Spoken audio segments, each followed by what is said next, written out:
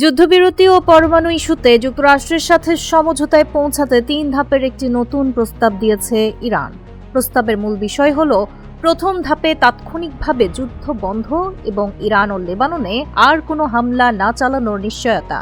দ্বিতীয় ধাপে গুরুত্বপূর্ণ বাণিজ্য পথ হরমুজ প্রণালীর ব্যবস্থাপনা নিয়ে আলোচনা এবং তৃতীয় ধাপে আগের ২ ধাপে সমঝোতা হলে ইরানের পরমাণু কর্মসূচি নিয়ে বিস্তারিত আলোচনা শুরু করা।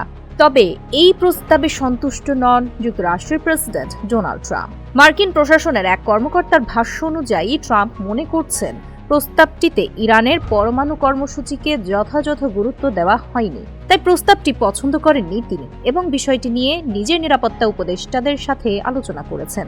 এর আগেই গত ১১ এপ্রিল ইসলামাবাদে ২ দেশের মধ্যে ২১ ঘণ্টার বৈঠক হলেও কোনো সমঝোতা হয়নি।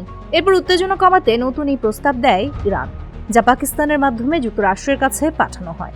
Tanzila Twinkle, face the people.